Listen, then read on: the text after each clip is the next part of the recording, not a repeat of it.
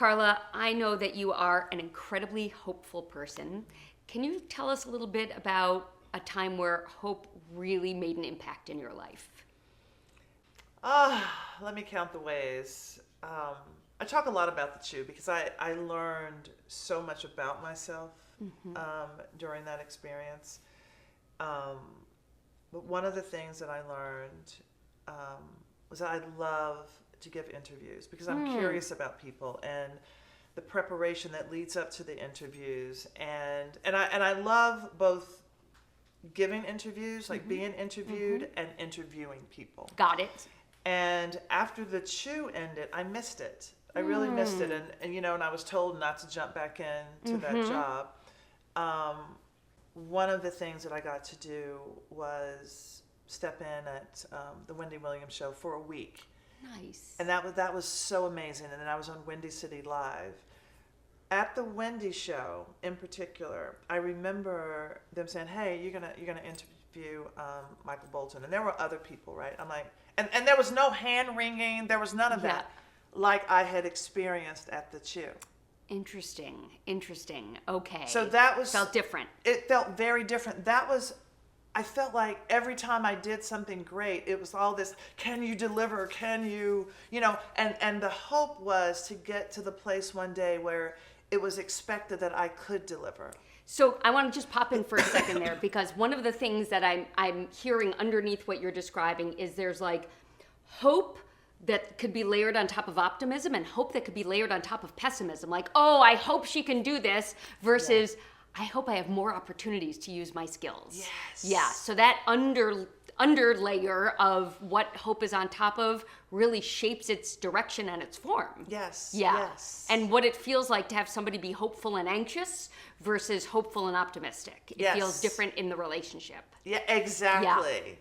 Yeah. And that moment at Wendy Williams was hopeful and optimistic, and I was literally building on that. And I remember I got to interview the cast and the director and creator of Power. So I'm having, and then people were like, "Oh my gosh, you were amazing," and I was like, "Thanks." Yeah. It was almost like they were like, "Who knew?" But I felt like I was being sort of held back.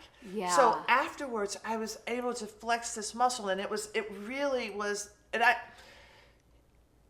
really wanted to do more of it. Yeah. Oh my gosh, I want to do more of it. So holding that idea, I go to see Michelle Obama during her tour of Becoming. Amazing. Right? And then I see these people on stage like Rachel Ray, Ina Garten, and all these other people, and they were up there saying, "I am becoming ...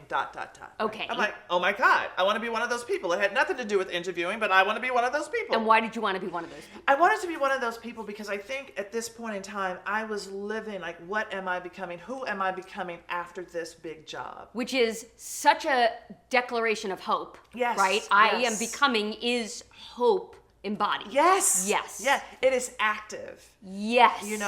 Because you could say I am becoming, but if you don't put in the work, you don't become it. That's right. Yes. That's right. It is doing. It is doing something. I called my assistant Kirsten. I'm like, oh my God, where else is Michelle Obama going? When can I just fly there to be on stage for 30 seconds? Yes. Right? I looked at the tour schedule. There was only one date that I could do. Okay. Which was in Cleveland. All right. So I was like, okay, I can do Cleveland. I put it on my calendar. I believe it.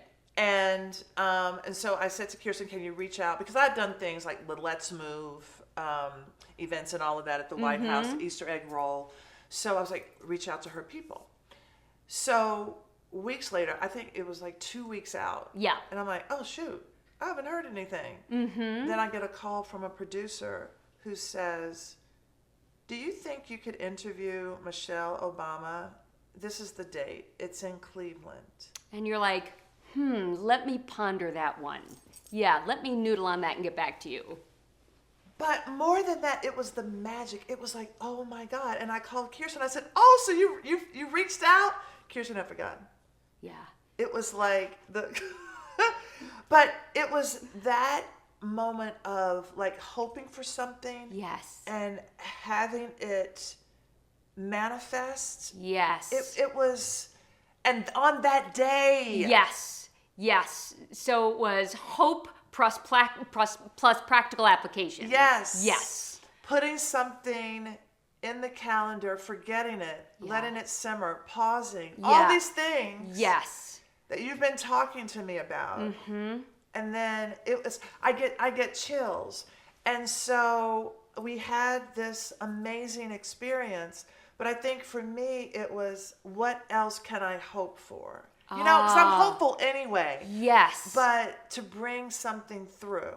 Yes. And how do you think you cultivated your natural hopefulness? I think my grandmother said to me, it is your job to be happy, not to be rich. Let's sit with that for just a second, okay? It is your job to be happy, not to be rich. And how did you interpret that as a child?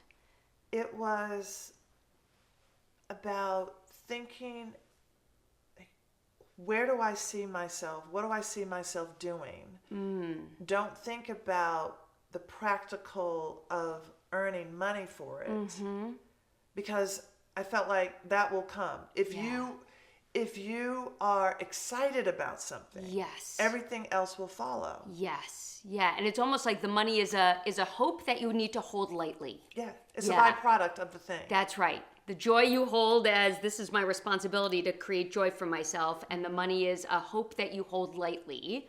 And as you and I both know, not everybody can hold the hope of money lightly. Yes. Right? Yes. Yeah. Oh, I had to go through tapes for that too. Yeah. I had, with other things, but yes. And if you were to talk to somebody who was feeling a little low on hope, that they've hoped for things that haven't turned out, or they're wondering if they're hoping for too much, what would you say to them? The first thing I would say, you can never hope for too much. Your hopes and dreams are yours. Yeah. And nothing is too much. Yeah. That said, sometimes in hoping for a particular thing, you're open to other things happening, Yes. right? Yeah. And we talked about that, but I think hope is important. Yeah. You have to continue to hope. Yeah. Hope is it's not only a muscle that you cultivate, but it's also something that gets you up in the morning. It's something that makes you want to take the next step. It's something that makes you want to say, yes, I can. It's something, I mean, it's, well, at least that's what it is for me. Yeah, yeah. And I'm thinking, because I know that we've also spoken about openness. And I think a lot about how one of the close flavor cousins of hope is openness, because you need to be open to multiple ways to achieve a goal. Yes. And open to other goals that might emerge along the path to what you're creating. Yeah, and I think you have certainly found that to be true in your work and life. Yeah. Yeah. Thank you for the hope.